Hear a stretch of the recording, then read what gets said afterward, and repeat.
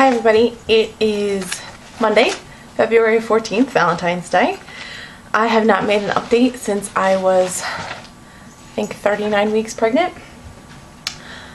This is going to be my labor and delivery video, and I have a bunch of notes because it was a doozy of a delivery. Let's see if I can find them. Where I left off was I had preterm labor. I had gone out early on maternity leave and was reassured multiple times that I was not going to make it to 40 weeks. But as you all know, I was 39 weeks and I made it to 40 weeks. So it started on the Sunday, so it was my 40th week. It was Sunday afternoon, and my husband and I had not felt the baby move. I, did all the normal things that I had done to try to get him to move, and I was getting very anxious because I had been having so many contractions and nothing was happening, and I just, obviously I think you feel that the worst would happen. So I called my midwife and she said, why don't you come in for a non-stress test? So I went in for a non-stress test on that Sunday, and I was expecting that he would not be moving. Like, I was just thinking that they were going to induce me. We got all our bags packed, we went to the hospital. Within like 4 seconds of being on the monitor, they were like, this is, a great strip. He's got a lot of movement and acceleration of his heart rate, and everything looks fine. So I was on the monitor for about an hour, and they were like, this is textbook, this is perfect. There's not a lot of room, and I felt kind of like an idiot because I knew that he was running out of space, but I said, I feel like he's really big. Can you guys estimate how big he is? So they had the OB that was on call come in and do a quick ultrasound, and he did basically like a biophysical. He's like, this is the baby practicing breathing. You have plenty of fluid. Everything looks good. Your baby's moving perfectly. And they're like, we can't give you a size estimate, but you have a good sized baby in there. So I was like, okay. So I had an appointment on that Tuesday, 2 days later, and I said, when will we talk about getting induced? I said, I don't want to have this baby next year, although I want to do everything as far as I can naturally. I'll be, 42 weeks. I think it was, I would have been 42 weeks, like 3 days into the new year. And I said, if you're going to induce me anyway, I'd rather be induced before the end of the year. I don't want to spend New Year's in the hospital. So they checked me on the, let's see, what day did they check me? That was the Tuesday they checked me, and I was, she said, between 3.5 and 4 centimeters and 70% effaced, which is a centimeter more than I had been the week before. She said, there's no way you're going to make it even past this this next weekend. She's like, you'll definitely have a baby by the weekend. And I think that was the 23rd, so it was 2 days before Christmas. So I was like, great, I'm going to be in the hospital on Christmas. So she said, what you can do is, I feel comfortable with you taking castor oil and see if that jumpstarts anything. And at this point I had been in and out of, I wouldn't say in and out of labor, but I've been having crazy contractions for a long time. So after talking to my husband about it, I said, you know what, I'll take a dose and I'll see what happens.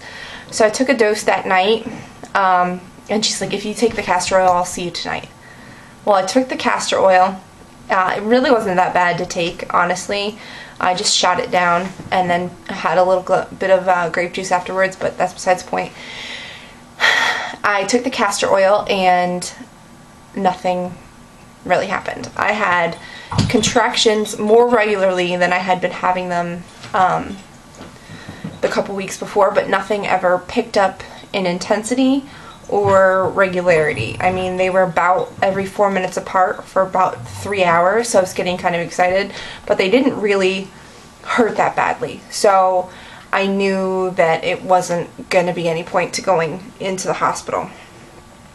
So my husband said, well, you know, they've been 4 minutes apart for so long, why don't we just go in? And I said, you know what, these are not labor contractions, I know it. So I went to sleep and I thought, all right, maybe I'll be one of those people that'll like wake up at 1 o'clock in the morning to go pee and my water will break and then it'll be time to go. No more contractions after that. My water did not break. So the rest of that week went by. And to say the least, I was more sad than anything else that I'd gotten my hopes up, because she said there's no way that if you take this castor oil you'll definitely be in here to see me. No. So I had a doctor's appointment scheduled for December 27th, which was that Monday.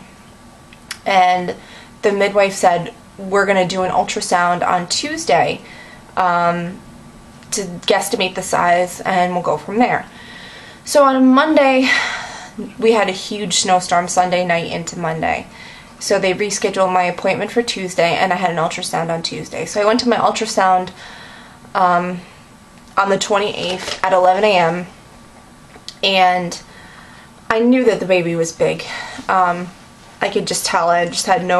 He had no room, and I just felt massive. And I was a big baby. I was 10 pounds 11 ounces, and my husband was 9 pounds 14 ounces. So I knew it was probably going to be a big baby. And I've had babies in my family that were 13 pounds at birth. I didn't have gestational diabetes, but I just knew. So we went in for the ultrasound at 11 a.m. They estimated that the baby was over 10 pounds, and they said I had a lot of fluid. So according to the perinatologist that read the ultrasound, she said there's no use in waiting to induce you even one more day. She said if there's any room on labor and delivery, I'm going to call your midwife and suggest that you go up to L&D and start your induction today. So I was like nervous and terrified, and she came back in the room and she said, I just spoke to your midwife and they will see you now as opposed to you waiting around to come back to your appointment. So I went down to see my midwife, and she did the measurements and the weight and the urine and all that, and she said, so I called up to labor and delivery, and there's a bed, so you can go right now. If you want to go home, you can go and get clothes, whatever you need. And I had luckily packed my hospital bag and everything in the car, so everything was there. And I said, honestly, I just want to go and have lunch, because I know that they're not going to let me eat once we start anything. So we went to Subway, and I went in and checked into labor and delivery around 2 o'clock on Tuesday, the 28th. They hooked me up to the monitor. I was having contractions already, 8 minutes apart. I really could not feel them. So after drawing blood and waiting around for the midwife to finish her appointments downstairs, she came up around 4 o'clock, 4:30, and said, I'm going to write the orders for Pitocin. I was started on Pitocin at, I think it was like 4:45. My contractions immediately got really close together. On the monitor, they just looked like one big hill with like little tiny divots where I was, you know, not contracting, but I really still was. So they started the Pitocin at 2, so they bumped me down to 1, and I was still having contractions every 2 minutes. And my midwife said, with the way these contractions are patterning, they're probably not going to change your cervix. So the best bet would be for us to break your water. And this happened at 6:30. She came in to break my water, and I was still on the Pitocin at 1. The breaking of the water was the strangest sensation. And after my water broke, almost instantaneously, my contractions went from a 0 on the pain scale to like a 20. She encouraged me to get up and walk around. I was still on the continuous monitor, although it was portable. And I think that I probably would have had a very different labor had I been able to not wear the monitor, but every time I would get into a comfortable position, they would make me reposition so that they could pick up the baby's heart rate. So I labored for about an hour and 15 minutes without an epidural. I really wanted to go naturally. I went through my playbook on hypnobabies. I really did. I tried very hard, and it felt like there were two people on either side of my pelvis taking my pelvic bone and just ripping it apart, and I just couldn't take it anymore. I was throwing up, I was shaking, it was just really awful. And I thought, well, maybe this is transition, you know, maybe I went really fast, but she'd checked me before they came to place the epidural, and I was still 4 centimeters, 80% effaced, so I wasn't going anywhere. So they came in to place the epidural at 7:30. At this point, I was like getting panicked with how much it hurt, and it was awful. And not to scare anyone who hasn't gone through labor yet, but I just didn't know how much longer labor was going to be, and I just knew I couldn't continue to do it with that much pain. So I had the epidural placed, and they had me lay down, which was the worst. And said, do you feel any difference greater on one side than the other? And at that point I was like, I still feel everything. I don't know what I'm supposed to be feeling different, but everything feels awful and you need to help me.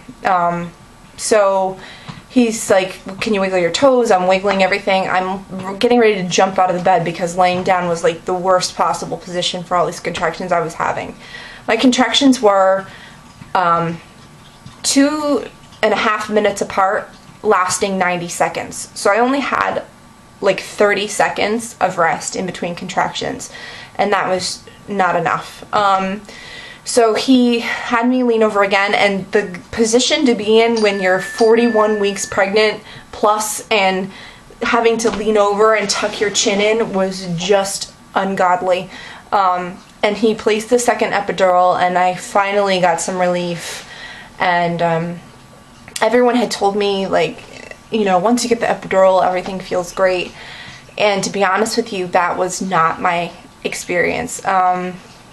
Although the epidural did work, I still had an intense amount of pressure.